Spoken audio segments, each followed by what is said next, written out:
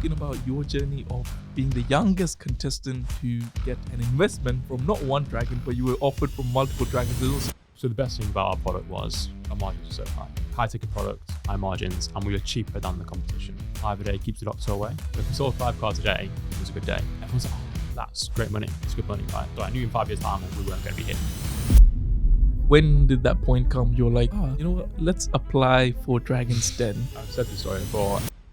And you did say the lift is not real. The lift is not real. I don't know if I'm allowed to say it, but the lift is not real.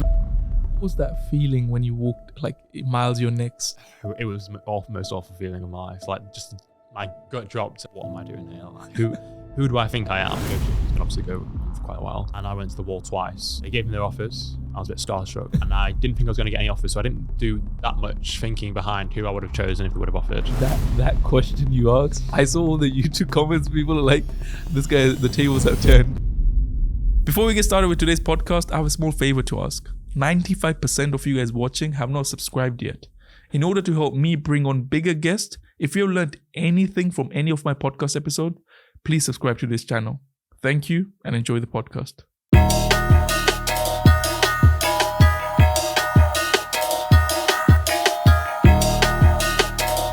Myles, thank you so much for joining me on an episode of the Inkspired Mind podcast. This is definitely not the first time we're meeting. It's the second time we're meeting. It is the second time. It was a pleasure to meet you at the event. But today we're going to be talking about your journey of being the youngest contestant to get an investment from not one dragon, but you were offered from multiple dragons. So before we even reach to that part, let's go back into your childhood. What's your journey been like? Yeah, lovely to be on. Yeah, my childhood. So I grew up in kind of like a normal family, state school, sixth form. None of my parents went to university. There was not a huge amount of education there, but they made their own way. My dad was a mortgage advisor. My mum worked for the NHS. So when I was growing up, it was all about kind of education because they didn't have it. They wanted what they couldn't have. So the aspiration was always for me to go to university. Obviously, I ended up dropping out, but that's for later on. So yeah, as a childhood, I was always buying and selling at school, the usual entrepreneur story about buying and selling sweets. Then eBay, I've saw on Dragon's Den, buying and selling things on eBay, Facebook Marketplace. And yeah, I really liked sports as well at the time. So you're a born entrepreneur, if you would say, because well, I don't know. Because most people have this story about them being an entrepreneur and then them having nothing in the childhood about entrepreneurship. But you were kind of an entrepreneur. And you said your parents were not really entrepreneurs. So what was that? What kind of sparked into you to become one? Well, my dad does have his own business. Oh, he has his own business. But he didn't have much education. And then he kind of, when he was in his older years, trained to be a mortgage advisor and then created his own business there. But my mum, no business acumen there. Sorry, Mum. So yeah, I had really no one to look up to apart from my dad, but that wasn't the business I wanted to go into. So I would say a lot of entrepreneur stories are maybe they don't have a lot of money or they're struggling until they start creating businesses to generate money. For me, it was just more I enjoyed the process. Like I was always taught from a young age to like look after what you have, that kind of thing. But there was no real like pressure story like the usual entrepreneurs. So what was school like? Were you the guy who was known as the reselling sweets the guy? dark market. So yeah, we did year 7 to year 9. I bought and sold sweets. Year 7, I wasn't getting the majority of the market share because it was older kids. So yeah, year 9 was probably my prime. And then year 10, 11, I moved up to eBay, buying and selling. But we faced, in my last year of year 11, we faced some issues because I'm born in August, so I'm the young one of the year. Yeah. I was 15, I couldn't have a PayPal account. Oh yeah. So I was like, Mum, I need your PayPal. So I bought and sold on eBay until I got like £2,500. And I believe at that point, PayPal asked for ID details. Then Mum was like, right, you can't use that account anymore because you have to start paying taxes, that kind of thing. So I created my own, got banned because I was underage.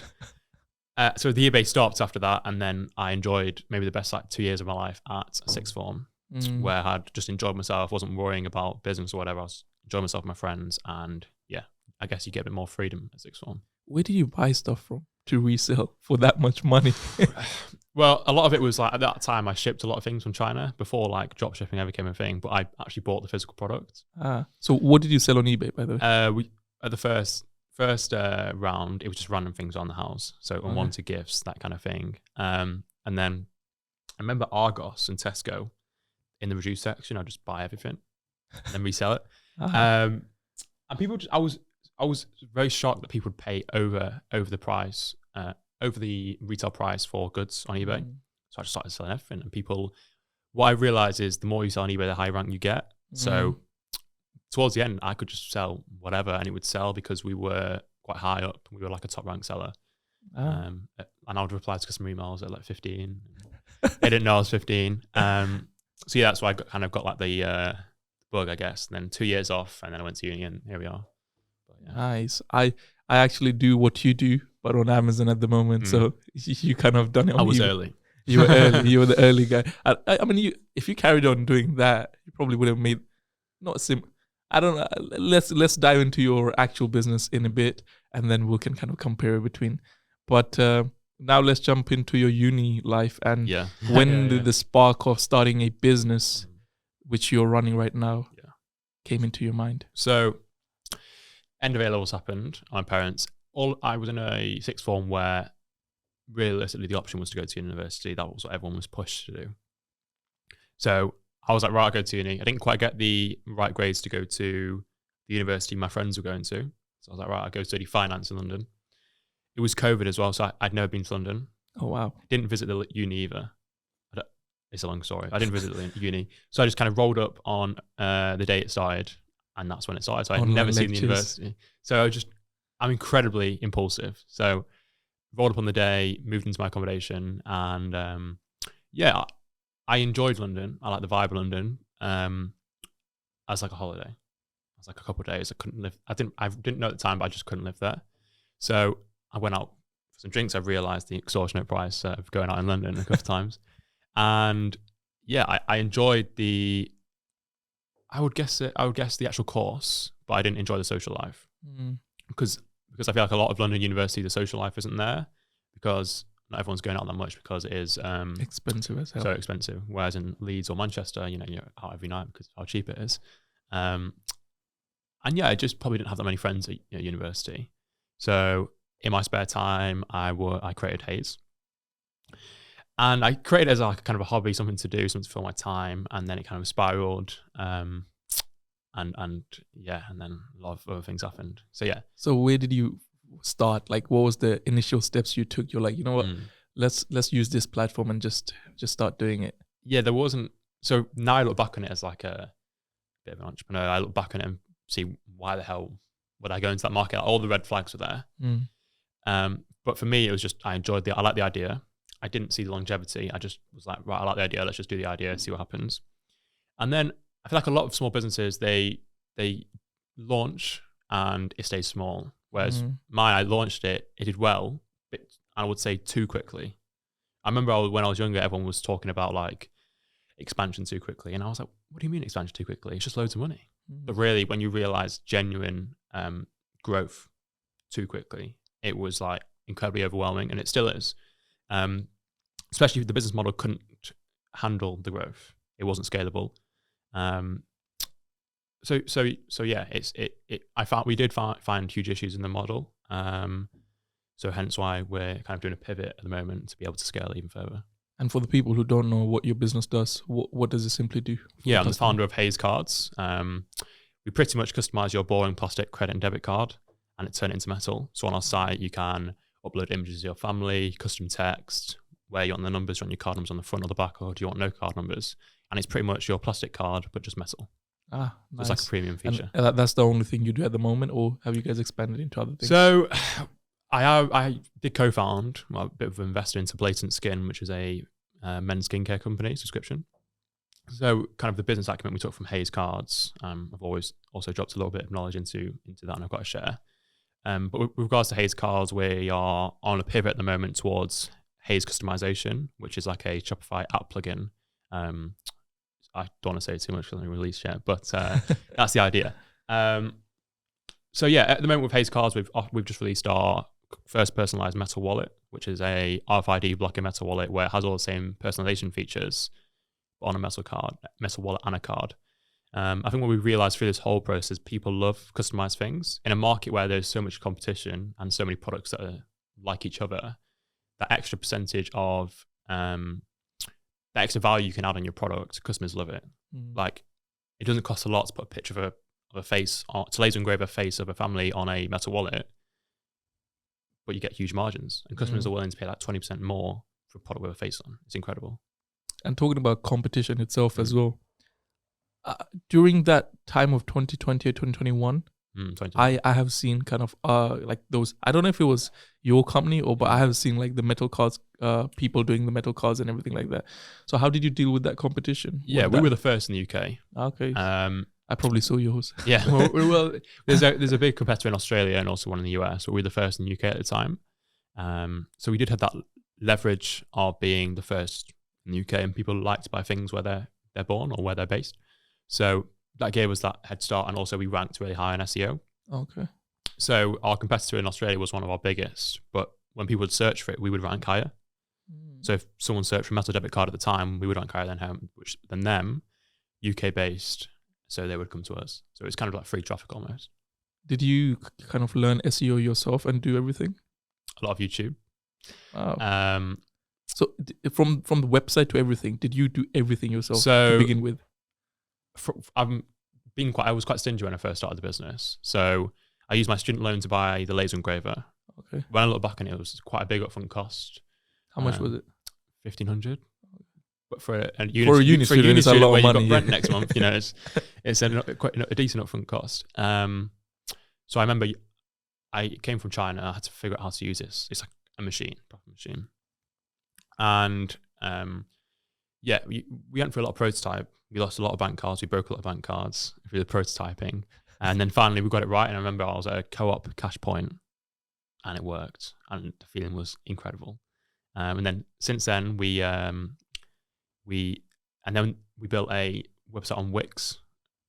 Don't ask me why I built it on Wix. I just built it on Wix, bought a domain on Wix. And it was awful. Like, the issue that we found was the actual site wasn't awful, but the ability to customize the product was awful.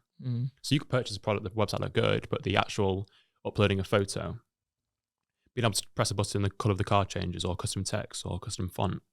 Now, when you start going down that alley, it gets incredibly expensive, and that is when you'd normally bring developers on.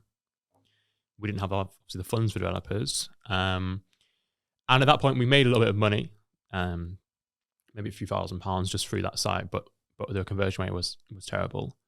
So we moved to Shopify because everyone's on Shopify. Paid, slightly naive, paid a little bit too much for the site we had, but the site worked, right? It did the job, and it ultimately led us down the path to where we are now, even though we overpaid. But yeah, that's what. Where did you advertise your actual website? Social media. So TikTok. Was TikTok the main one? We had one TikTok account and it got banned. Because under some sort of, everyone knows what TikTok's like, under some sort of action. Instagram, we've always had Instagram, and then we moved to a second TikTok, obviously. So TikTok was probably our best platform, but for us, I would always put it down to the SEO of a customer Googling a competitor. It's quite big on TikTok, and then seeing us top ranked. We definitely got a lot of like fallback traffic. When that ban happened, did you have kind of like the setback that, like, you know what, flip this thing? How many followers did that TikTok account have? We didn't have a lot, maybe like 5,000. I'm still somewhere rather than nothing. And when it happened, it was a bit of a blow. But yeah, you just got to keep going, I guess. And those things happen everywhere. So many accounts get banned every day. You just got to carry on. So yeah, luckily we were there for the SEO, and we got a bit of fallback traffic from our biggest competitor. So you spoke about also how you damaged a few cards in the start. Has there been a moment where you like got a real customer, like few downs? How many customers do you think you've had where you have broken their chip or something? So what happened was so when we first started, we need to experiment before we sold any. We need to there was no process online of being able to create metal credit cards. Yeah. So I just signed up to like 5-6 current accounts. Oh, so you did your own ones. And then just order their cards, break them, order some more. One of the lowest, that was interesting. I just broke loads of cards, and it's difficult to like keep going after you keep breaking a card. And we were pretty close to like, this isn't working. But like I said, it was just a hobby. I wasn't meant to go on Dragon's Den. I wasn't thinking in a year's time I'm going to receive investment from Stephen Bartlett. That wasn't in my head. In my head was just, let's make some money so I can get pissed on the weekends. That was the idea. And here we are. So yeah, a lot of money spent on breaking cards. I ordered a lot of bank cards. But when that card worked, it made it all worth it. And then it was just a snowball effect for the rest of the... But now you were 17, I'm assuming, when you started this, or 18? I was just 18. You were just 18. Yeah. And then within a year, you also went on Dragon's Den. But now... Less than a year. Less than a year. So how much revenue did you guys make before you actually even... Yeah. So the best thing about our product was our margins were so high. High ticket products, high margins, and we were cheaper than the competition. So the competitors in Australia were doing like 100 odd. We did 89, whatever it was. No, 75. And the margins were huge, decent. So our thing was like 5 a day keeps the doctor away. So if we sold 5 cards a day, it was a good day. So every day we aimed to sell 5 cards. I don't know, we did 122,000 in revenue up to date of Dragon's Den. I feel like I'm on Dragon's Den now. I can't remember what the net profit was, but it was like around the 54 range, whatever. Yeah. And for me, everyone's like, oh, that's great money. It's good money, right? But it's a CV. I knew that was not sustainable. I knew next year, I knew in 5 years' time we weren't going to be hitting double those numbers. But it was about the CV. It was about how we can pivot the business. And I learned loads in that period up to Dragon's Den. I learned a lot about due diligence. I learned a lot about the legal side. I learned a lot about product development. I learned a lot about marketing. And for me, I didn't see it as like the cards were our like business destiny. And the Dragons saw that as well. You know, if you watch the show, they said, we want to pivot. So I knew if I dropped out, it wasn't like to go from Haze Cards full time. It was to use the connections and the PR that we'd built to pivot into another space, which is what we're doing now. Pretty crazy experience. But talking about Dragon's Den itself as well, when did that point come? You're like, you know what? Let's apply for Dragon's Den. I've said this story before. I was at my university library, laptop open, and I was just there, probably playing games, whatever. And I was, you know, when you think you're not going to, so I just was on BBC website, or there was an advert, whatever, and it was like, Dragon's Den applications are open.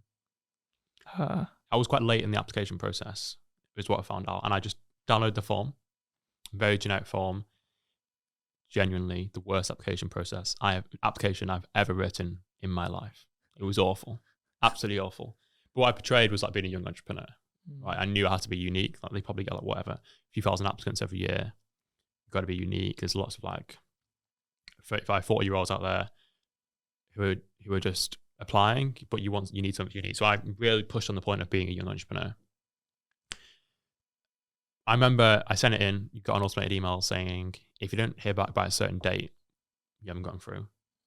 And the reason why I typed it up so bad was that I didn't think I was going to get through. So I didn't want to spend the effort and the time doing something if I don't think it's going to succeed. And that's what I'm like in general. I don't like to put a lot of time into something if I don't think it's going to be worth it. Anyway, I remember I got an email from the researcher. I don't want to say her name, but she was great. A researcher, and she said, "How Myles, I'd like to put you through to the next round." It was just a phone call about what do you value business at, kind of to get a gauge about, can I talk in front of a camera properly as well. So I remember she asked me, I was in Pret in London at the time. She goes to me, an 18-year-old at uni, you know, she goes to me, what do you value your business at? I was like, value my business? I was like, 100 grand. Plucked it out of thin air, 100 grand, 35%. Zero logic behind that. I was just like, it sounded good. I was like, I've got a business worth 100 grand. How sick's that? Anyway, and it just went, it stuck, and I couldn't change it until I aired. That's why the valuation was so, and it is a 4-month process. So we hadn't hit £120,000 worth of rep by that point. So I was like, yeah, I value 100 grand, 6 figures, baby. So yeah, I mean, and then it goes on to the next round. I think it's about 5 rounds. Next round was a Zoom interview. Okay. She would, actually no, it wasn't a Zoom interview. It was you record yourself for 2 minutes and you replicate what it would be like if you walked out the lift. So you'd replicate your 2-minute pitch, talking to camera. Hi, my name is Myles Dickinson Brown. I'm the founder of Haze. I'm trying to get this. You sit in front of a camera, and normally it's done in person, but for COVID, it was just a video you sent in. So I was lucky on that point. Sent it in, and I kept pressuring this poor researcher, like, I'm going to get on next round. Now, this one took a while to get, and I thought, I haven't gone through. Yeah. So let me know about, no, it was a call. And I missed the call, and then I heard the voicemail, and it was like, Myles, you're on to the next round. I was like, thank God for that. Then it was Zoom. It was a Zoom call. And they ask you the questions replicate the questions you'd be asked in the den, but they record it on Zoom. So she'll record it, and then she would present it to the producers, almost pitching me my business. So at this point, I knew I was like getting closer to the end of like actually getting through. Still didn't think I was going to get through, like huge amounts of faith. And I got through, and I was like, right. And then you don't get through at that point. Then you go through due diligence period. Okay. So at this point, they still say you're not getting through. Like they always hammer the point of like, you're not getting through, you're not getting through, you're not getting through. And I remember she sent me this sheet, and I'd never done any sort of like legals due diligence like this before. And it was a sheet. It was like a 35-page document of what I needed to provide. That 2 months after I'd got that document was like the most stressful periods of my life, because every day I actually got quite close to this research, because every day she would have to call me to give paperwork, or she would have to help me with my paperwork. Anyway, I remember this went on until March. We're filming end of March was my provisional film date. I was in Spain with my girlfriend at the time, and it was the last day we had to submit the paperwork, and we're struggling to get this document sorted or whatever. And then I finally got the document sorted, and she was like, right, you're on. And the relief, like the genuine relief was like, rah. Then I thought, actually, no, I've got a picture on Dragon's Den now. Yeah. So I went, train down to Manchester, in the hotel overnight. They said, like, get here at 12. My shirt and my suit bottoms. And I get into the green room, and I don't know what I was expecting, but it was like a production. This was huge. Like the set was massive. Like it was incredibly overwhelming. I was 18 at the time. It was ridiculous. I'm in the green room, and I'm there for like 5-6 hours waiting to go on. Then they go, right, no warning. Right, Myles, you're on next. You walk out the lift, fake lift, and then you pitch. What was that feeling when you walked, like, Myles, you're next? It was the most awful feeling of my life. Like, just my gut dropped, and I had a dressing room and everything. And I was like, I looked at the dressing room and thought, like, what am I doing here? Like, who do I think I am? Like, turning up to Dragon's Den, like, and I didn't think in my head I'd never seen like I'd never been in person, so it clicked when I got there, and it was like, oh no, I'm actually going to Dragon's Den. This is real. Walked. There's loads. It's a huge production. Loads of behind the scenes, there's cameramen left, right, and center. I walk out lift, and you did say the lift is not real. The lift is not real. I don't know if I'm allowed to say it, but the lift is not real. The lift is not real. When you did walk out and you saw the production, realistically, that video on YouTube is 2 minutes, but how long were you there pitching for? About 2.5 hours, I think. 2.5 hours? Yeah, and the average pitch is about 2.5 to 3. So, like, what do you say for the 2 hours? You get grilled for 2.5 hours. They really condense it down to like 12 to 14 minutes, which is what is shown on BBC. So you walk out lift, you say your pitch, it's like 2-3 minutes. And then they just questions. And there are gaps in between where they're just writing down notes about your business. So that is probably why it takes a little bit longer. And then my negotiation wasn't that long after. But negotiations can obviously go on for quite a while. And I went to the wall twice. So they gave me their offers. I was a bit starstruck. And I didn't think I was going to get any offers. So I didn't do that much thinking behind who I would have chosen if they would have offered. And I was like, right, can I go to the wall? Went to the wall. It's a fake wall, obviously. It's not a real brick wall. And I couldn't do any sort of business thinking, because I was so stressed about the cameras. So I was just thinking, oh, this is ridiculous. So I thought I'd buy myself some time. So I said, turn around, walked straight there and said, what can you offer me in terms of mentorship? That question you asked, I saw all the YouTube comments. People are like, "This guy, the tables have turned." This guy's asking them, "What do you have to offer me?" But yeah, carry on. Yeah, and my thinking behind that, by asking that, was number one, I knew there was number one. There's a chance your pitch isn't shown, or that it's condensed and you miss out on the airtime. And I knew it has to be an interesting pitch. So I thought that would obviously spark some interest. Like, an 18-year-old's question the dragons. Yeah. That's kind of cool. Number two is I genuinely wanted to know, like, what could they offer? And also, when someone asks you that, it's confidence. It shows that they don't just want the money. They really just want help, and they want development. And in the dragons, that's what they want to offer. They want to be there for your next business that pops off. So hence why I asked the question. And then obviously they gave me the answers you saw. I mean, obviously it was condensed down.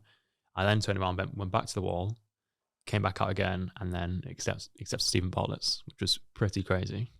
I saw, and I was like, that literal 2-minute gave me goosebumps. I'm like, bro, this guy told me, because you told me you were nervous, but I looked at you talking there. I'm like, I can't even imagine myself there standing in front of these dragons. It was like one of the best days of my life when I not in terms of like, oh, I got investments in Bartlett. It was like that I had done that. Yeah. Like, that's a huge thing. Yeah, when I was, what do you think? When I was probably 12, 11, buying and selling sweets in school, on a Thursday evening, I would go and watch Dragon's Den and Peter Jones. So to go there and see Devon Meaden like right in front of me was surreal. Bit of a bucket list item, to be honest, but just ticking that off was incredible. And what happens after that? What happens after Stephen Bartlett has said, you know what, congratulations, we're going to work together? So after that, I left. So I was quite early in the filming, and they only film like 2, 3, 4 pitches per day, and they do it in blocks of 5, so 5 days, or maybe whatever it is, 3, 5, 4 days. So I was quite early, and it's like it takes 2-3 months to film. So after that, they send all the due diligence you provided, and I get the details of Steve's team, and then when I left the den, like, I remember my mum said to me, her words, this was said to me, it's quite protective, mum. It doesn't matter, before I got on, it doesn't matter if you don't get an offer, like, you've done so well to get here. Like, being a soft mum doesn't want her child to be upstairs to get an offer. And I called her and I was like, I've got an offer. And I was like, it was incredible, like, the feeling to, like, secure an offer. Yeah. And then walk out the den. I met Steve in the change room after, and just, like, speaking to him was pretty crazy. But, he's a great guy, obviously. And then after that was incredible. I think I went for a drink that night as well. Got a little bit drunk, but one of the best days of my life. And then after that, you have to wait until they finish the film the series, and then you go through due diligence, and then another few months, and then you go from there, really. But I remember at that time I dropped out, so I jumped on a call with my careers advisor. I won't say his name. I was about to say his name then, and I said, "Look, I've got this issue here. Like, I'm at uni, and I also have been on Dragon's Den, and I've got an offer from Stephen Bartlett." And we and ahed on this Zoom call. He was a really nice guy. I've known him since I started uni, obviously. And he said, "University will always be there. Your degree might, your business might not." And I was like, right, what a legend. What a legend. A lot of universities would have gone, stay here, don't be stupid. But he was honest. Obviously, he let me choose my own decision, but he laid the facts out, right? University, I could go to university at 50 if I wanted to. Yeah. I wouldn't want to, but I could if I wanted to. I could have. Yeah, I could have. So he said to me, like, your business, it may not be here, or the opportunity may not be here in 3 years' time when you graduate, but university will always be there. And I was like, right, thank you very much. I'll see you later. And I left. And then, funny enough, 2-3 days ago, I got invited back to do a talk at the university. So speak to the students, and I kind of answered their questions about, like, entrepreneurship, question answer almost, on the same lecture stage that I did my lectures at, which was pretty crazy. To be invited back. It must be a crazy experience just to be in that same room. I mean, what did your uni say? I don't know what your uni was thinking. Okay, we're bringing a guy who dropped out of our uni to become an entrepreneur, and we're giving a talk. About a year and a bit later, I went back to university. So I don't know. I met the dean or the head of whatever. And I'd never seen it before.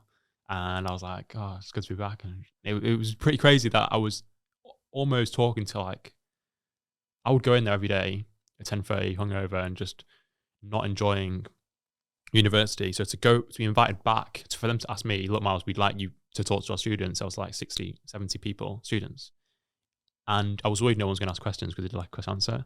People were asking questions and I was like, actually batting value back. Like, I don't think I've got any value. I don't know how I've like, it's called imposter I've got syndrome. huge amounts of imposter syndrome. Yeah. So answering questions was pretty crazy and incredible because I was a year and a bit ago, I was sat in there hating like hating the idea of the degree. And then I was on the same stage and my lecturer was answering questions. So that was a bit of a mad one. Right now, there must be a few people who are watching this and are probably going to go uni, or they are at uni and they have the same thoughts as you. But what would you say is a logical option? Yeah. Or like, what's a logical answer you would give to them if they are planning to leave uni or they don't know what to do with life? Let's be honest, it has to be logical. Yeah. Like I'm incredibly impulsive, but there has to be logic behind the decision. So my logic was, universe will always be there. Realistically, the PR, and I've already proven myself in terms of business acumen. I could always probably get a job from being able to do that, whether it failed tomorrow. So that was my thinking. My parents were heavily against the idea. Oh, just trust me. So yeah, I think logic has to be there. You can't just go, right, I'm dropping out. Yeah. You have to think kind of like, if you dropped out, right, well, what do you do now? What's your number one? If you're studying like liberal arts, just drop out anyway, because like there's no value there. But if you dropped out, what would you do? Is there like, what's the pathway? What's the difference? And you have to think now, student loans are getting so expensive. Yeah. And that was a thought of mine, is like, I'm going to probably stay here for 3 years, get pissed, and then I'm going to be paying back loads. And that's what I would probably say, like 80% of the students that go, like, probably don't need to go. I have 49k debt, by the way. Huh? I have 49k debt. Well, there we go. And I'm sure it's rising as well with the interest rate. So I don't know. You have to think, are you genuinely getting value out of there, or are you just there for the social life? One thing I would say is that you can grow a lot in uni. It doesn't have to always be like the education. It's like that's your first time to get exposed to bills, managing money, routine. So I think some people do need to go just for that, just to grow as a person. But if you're an entrepreneur, and it depends what you're up to, because there's so much context needed. But if you're doing well, like if you think you've proven yourself already, I think it's a risk. I was only first year. If I was probably second year, I would have thought, number one, I've always committed 2 years. I may as well just polish off the last. But it was the fact I was first year and I was hating it and I didn't know if I could even survive the last 2. So I think you've got to weigh the pros and cons list, and speak to a careers advisor. Sometimes you get... I mean, your one was a good one. I had a good careers advisor, so yours may not be as good as mine, but pros and cons all the way. I like the answer as well. Longevity as well. Yeah. Don't think, I'm going to drop out and run a business for 2 years. Well, the business needs to, number one, survive for a decent amount of time to give you a good reputation, that if it fails, you can go somewhere else and go, I've done this. I knew at that point I was pretty safe. Yeah. So yeah. I mean, when you were at uni, running this on the side, having personal relationships, or I don't know if you had a girlfriend back then or not, how were you managing all this? Yeah, so I did have a girlfriend back then. I still have one now. Sorry. So she was in Swindon at the time. And I didn't have a lot of friends in uni anyway, so that helped, I guess. I think I would have struggled if I was at a university that was more sociable. Well, I wasn't at a very sociable university. So that helps that I could just kind of, on a Friday night, I could go and work instead of going out on the piss every day. And then I also had time for a job. I was a rowing coach at the time. So I kind of pulled the money in, every bit of money I made back into the business. So I had a lot of flexibility, don't get me wrong, at university. And then my student loan covered like the basic costs. But it definitely impacted, not necessarily at the beginning, it didn't really impact the girlfriend, the missus, but it impacted like seeing my friends on the weekend because I'd have to do this or I'd have to pack orders. But then recently, obviously, well, not recently, but since dropping out, it's a big jump for anyone's partner, like to go, oh, I knew them as just a uni student and now they are working 24/7, or they're in London 24/7, they're meant to be in Manchester. So it can definitely impact your relationships. And a lot of the big entrepreneurs out there have said that, and it is true. But it's how you balance it, right? You need a partner that can handle the constant change, that is there saying, what do you want for dinner when you're working at 9 p.m. at night? You need someone who can move with you because it is such a fast pace. Like I remember when I left Dragon's Den and I moved into my first office. That was a complete change. And as a person, I probably changed a lot. Like I probably, in that 2-month period, I probably wasn't an easy person to be with or to be around because I was so fast paced. I was like, this is not good enough. We need to do this, we need to do this. Because there was so much pressure, right? You go on TV, you know that in nearly 10 months' time, you're going to be shown in front of 4.5 million people. There's so much pressure there. But luckily, I had an understanding partner and friends as well. A lot of friends, I think, friendship groups can be like, oh, mate, why are you doing that? Toxic. Like, come on the piss. Like, come to Leeds for a bit. But I had friends that, one, they were high achievers. Like, they really wanted to do well. And they rated it. They were supportive. I can see that I would have probably pushed me away if my friends were pretty toxic. But luckily, they were great. I think I completely agree with the part of sacrifices and like why if you want to do something in life, especially as an entrepreneur, you must sacrifice few things to achieve the things you really want to get in life. What were some of the sacrifices you regret making? That's a great point. Because you're young as well. Yeah, I didn't make the most of my university year. Is one thing I would say. Is I probably should have put myself out there more. That's one sacrifice to look back. Obviously, I haven't got a lot of time to look back on. So the time I do have to look back on, I should have probably gone out a little bit more. And I'm sure when I am a little bit older, I will look back and probably think I should have gone out a bit more social. Should have been more sociable. But now I've got a little bit more flexibility, and I'm trying to go out a little bit more, enjoy myself a little bit more, and do what I'm trying to do. For example, I'm trying to learn to play golf. It's not going very well, but just those activities of stepping away, because it is so stressful and it is such a fast changing model. I always think that smaller businesses get time for teething issues. They get time for that product to be wrong, especially in product development. It can take years to get a product that's solid. And they may be doing an order a day. And if that product goes wrong, they only have to refund 10 orders. Whereas us, we didn't have that small business timeline. It was a small business and it grew quite a lot where there was decent amounts of money involved. And that 2 to 3 day issue would have had as a small business. When you've got big money involved, a lot of money wasted. So we've wasted a lot of money. But for me, Haze Cards isn't about the money. It's the CV. It's ready for the next one, which is what the process we're going through now. I like that. And you spoke about stress. And I think as a small business owner or even just a normal business owner, stress is something which is going to constantly keep bombarding. And you did say you try and do more activities and go out. But what do you do in a week, which is a must, or even in a day, to kind of manage your stress levels? I definitely have undiagnosed ADHD. So I am on the go 24/7. So with regards to stress levels, I'm pretty stressed like most days. Like it just happens, like it's part of the process. We're probably going for a process at the moment, which is a month and a bit after Dragon's Den. We've got a lot of orders, a lot of PR. But I'm loving every second of it.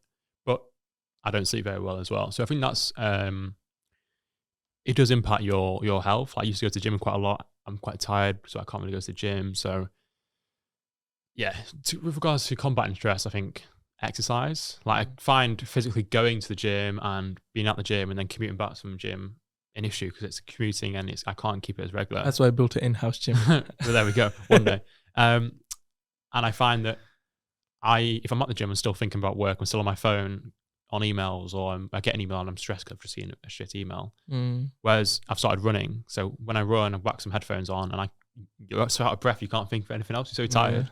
So that's my main kind of like way to combat is definitely the running, and just physical activity in general. There's many ways that I was about to go see a sleep therapist, just because it's worth investing that quite good quality sleep, because you wake up the next day, you're moody, whatever. So kind of learn to invest in my lifestyle. Stephen Bartlett says that the number one priority in his life is health, because without that, there is no point of money or anything. Yeah. So I guess that's one thing you need to start taking higher in the priority. But when I haven't told him that, so when the episode did go live, by how many % did you have a spike? Was it a big spike in your sales? It's huge. Too big. Too big to handle? Yeah, too big to handle. We knew it was going to be big. We just didn't know how big. How big? Now, the issue with our product is, like I say, I've said loads of times, it's not meant to be a big business. I would almost say it's a Etsy store kind of product. It's a customized product. It's a product that takes a bit of time to create. It's not a product where you can have 1,000 in the warehouse and you just bang them out and you don't need, and it doesn't take time.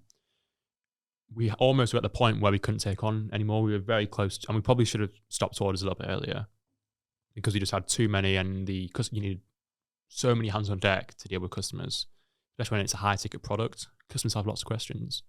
So we really struggled on that point.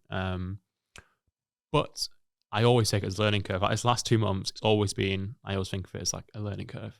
Like, we know, thank God, if we lost 20 grand, thank God it was 20 grand, not 200 grand.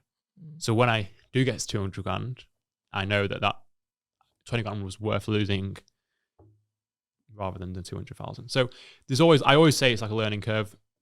I won't be saying that in 30 years, obviously, but at the moment it has been a learning curve. And you learn so much. Like, when you listen to someone say it, you're like, what is this guy on about? Well, when you're there in the fucking trenches and you're there until 3 a.m. and the website goes down, or you've learned to think on your feet, you learn to be reactive, and that's like some of the best traits that I've learned so far. I mean, at your age, you're 19 only, but you talk and act as if you're like 25. I feel 40. I feel weathered.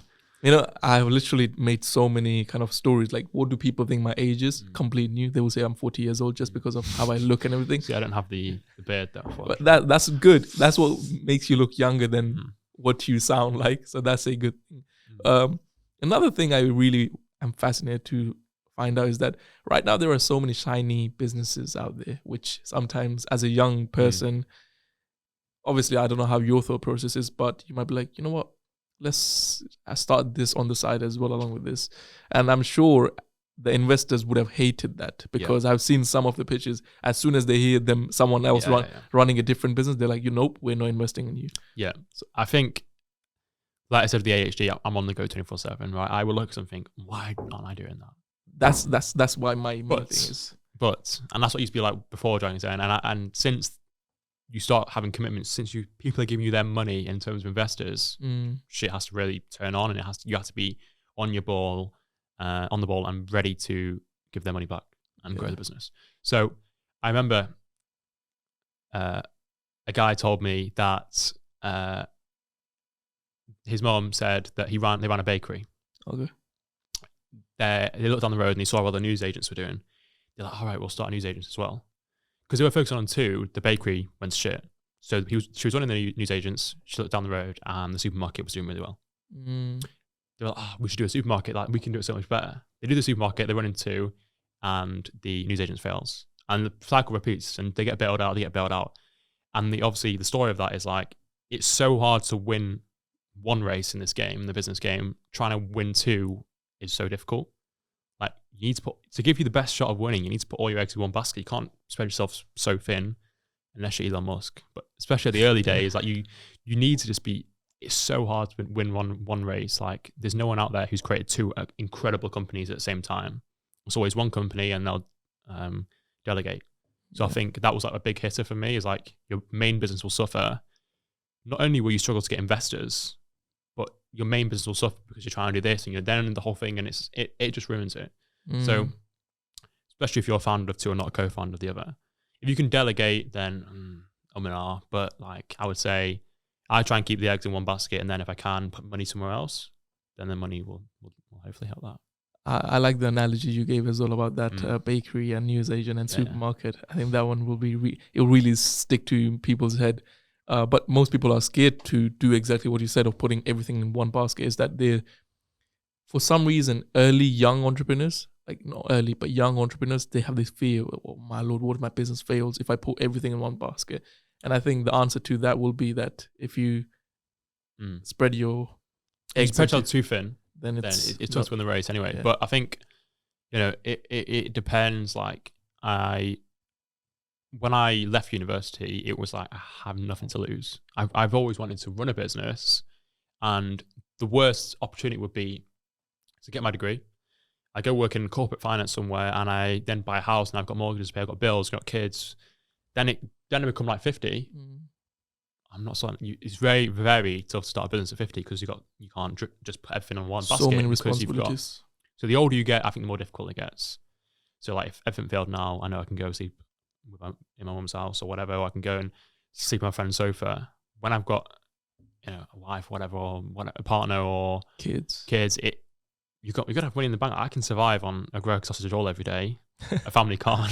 So right now is the best time to do it, I would say. If you're young, just go for it. Like, yes, you got to think logically, but just if you want to give it a go, how much do you believe in yourself? Mm. And again, to the topic of young entrepreneurs, I think you at your age, you build something which I would say 90% of young people won't do it. And so what are the 3 things which you think, or 3 traits which you had that allowed you to build a successful business? Incredible confidence, right? Just raw confidence. When I look back on the opportunities that we've been given, a lot of them are just raw confidence, of just like raw DMing someone and saying, can we just show you this? And then the person we meet refers us to them, and then it goes through. So I'll say number 1 is like confidence. If you're not confident, it's going to fail.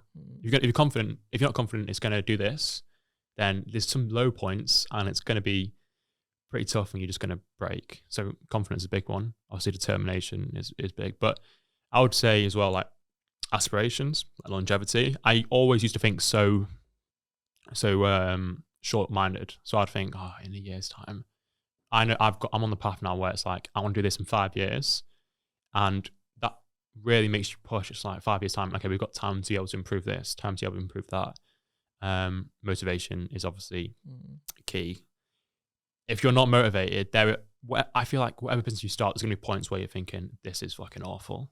Well, it's not worth it. Because there has been times where we're making decent money, but I don't even care. There's been points where literally I don't care about the money. I care about, I've been working like 2 months straight, and I've got a good story on that point, but I've been working 2 months straight, and it's like this, it's like a dip. Yeah. And you're in the low point and it's awful, but you need that motivation to carry you through the low points.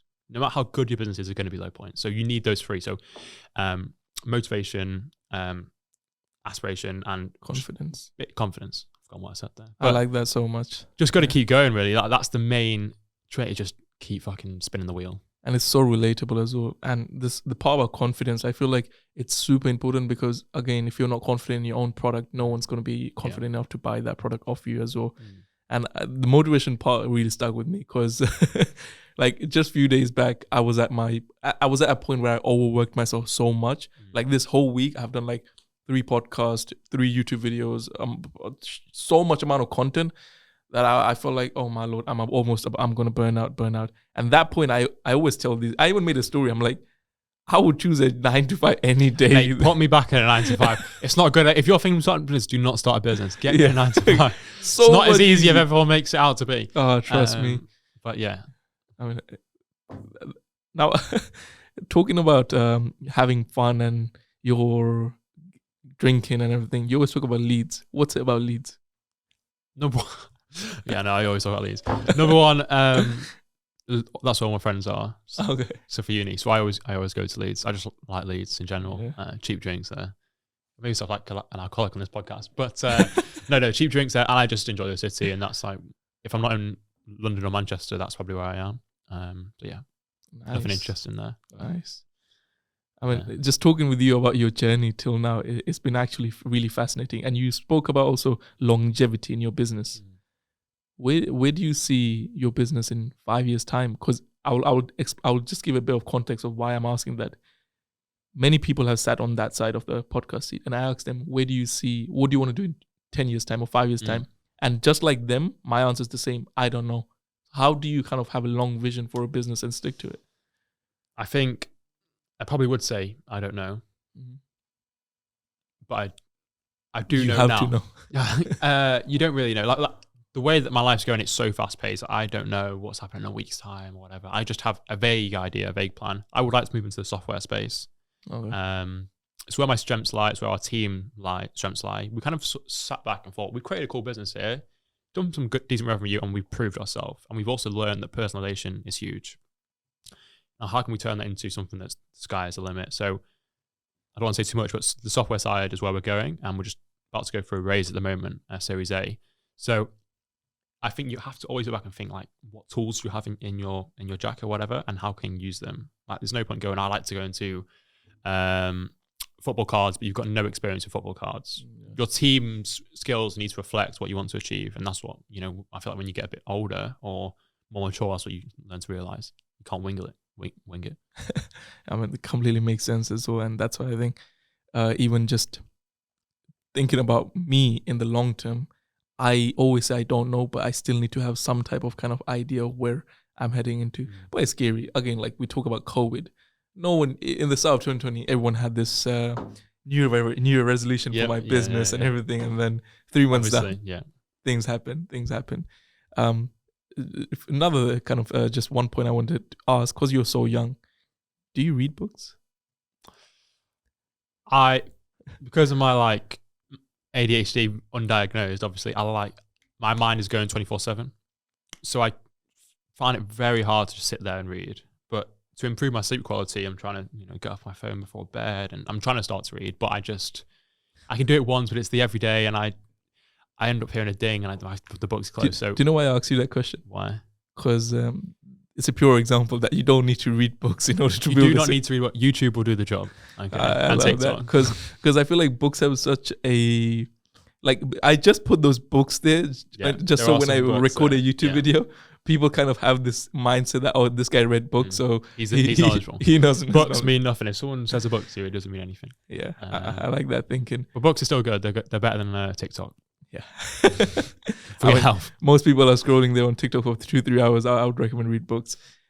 There's another thing I wanted to ask as well was, by the way, there's so many things to ask, and I don't want to ask so many such weird things, but so I'm trying to keep it as valuable for people as possible. When you spoke about motivation, it's easy to stay motivated, but what's your process? I'll tell you my process after, but what's your process to stay motivated? It's easier said than done to say, oh, just stay motivated. Yeah. It is so difficult. Like when I think number one, I had a taste of success quite quickly, whereas a lot of people may be grinding for a couple of years and they get a taste and they keep going. Whereas I was grinding, had a taste, but actually I don't think I had it easy. I had the taste, but it got stress, the pressure. I had something to lose at that point. I had suppliers, so I had contracts I could have lost. So the pressure really mounted. So I don't think that helped. But in terms of motivation, you have to keep, I feel like you can't be like, right, if you've got a 2-year goal, right, in 5 years, I want to have a Lamborghini. Well, no, because over 2 years, your goal is going to change. You need to have like a motivation that is flexible. So mine is like, I want flexibility in my life. I want, when I'm 35, to not have the worries. But my main thing is I want to create something. I want to create something like people actually use. It's a crazy feeling when people actually use your product. It's like, I created that. And I want that feeling to carry on. So for me, I definitely want to create a business. I just like the business. And then obviously the capital benefits are there as well. Yeah, definitely. And I like your mindset about having motivation. Is like having flexible goals. Multiple motivations. Sorry? You need multiple motivations. You can't just stick to. Yeah. Exactly. The way I go about is basically, instead of overthinking, I take actions. Action leads to results. Results lead to motivation. So then I go in a loop. Like whenever I'm not feeling motivated, I just do something, and it results in me feeling motivated to do more. And obviously just looking up to people in general, seeing where. So for example, the founder of Music Magpie is based on where I grew up in Stockport. Okay. 0 business people in Stockport, by the way. So though no one knows who he is, I saw like he came from where I grew up, and it's like that is so much more relatable than Elon Musk. Sugar or whatever, or like Elon Musk, who is so far gone. Whereas when you know that someone has seen the same things you have seen and grown at the same place, it's like that is relatable. Yeah. So that is a huge motivation, obviously. And people kind of compare themselves with the wrong entrepreneurs, because like someone starting off are going to compare like, I want to be Elon Musk, but that's not like realistically and logically speaking, that's not possible. And so you have to take some realistic steps.